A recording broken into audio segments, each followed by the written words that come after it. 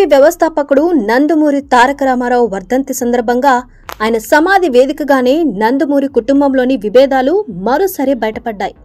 తాత వర్ధంతి రోజు కావడంతో జూనియర్ ఎన్టీఆర్, కళ్యాణ్ రామ్ ఇద్దరూ ఎన్టీఆర్ ఘాటుకు చేరుకుని ఆయనకు నివాళులర్పించారు.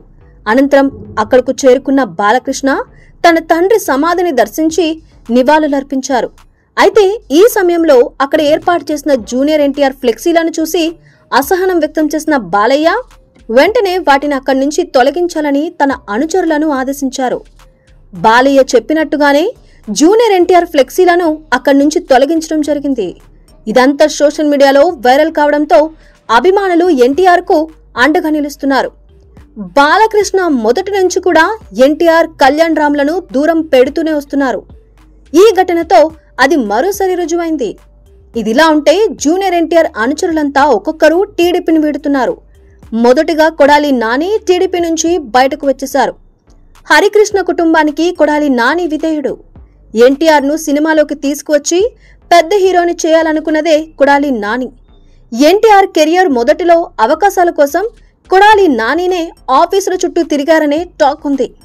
అటు కొడాలి నాని రాజకీయంగా ఎదగడానికి జూనియర్ ఎన్టీఆర్ దోహదపడ్డారు. కొడాలి నానికి ఎమ్మెల్యే టికెట్ ఇప్పించిందే జూనియర్ ఎన్టీఆర్. సిట్టింగ్ ఎమ్మెల్యేను కాదని చంద్రబాబును ఒప్పించి మరీ కొడాలి నానికి ఎన్టీఆర్ టికెట్ ఇప్పించారు.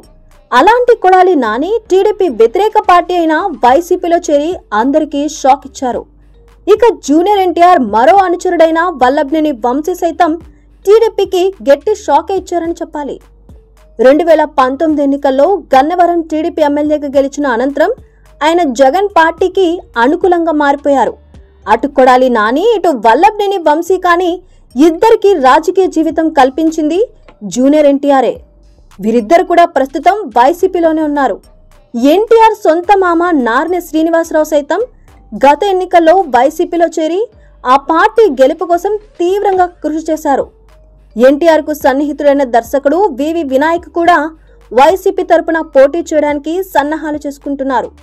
ఇలా జూనియర్ ఎన్టీఆర్ అనుచరులంతా టీడీపీని వీడి వైసీపీలో చేరడం ఇప్పుడు హాట్ టాపిక్ గా మారింది.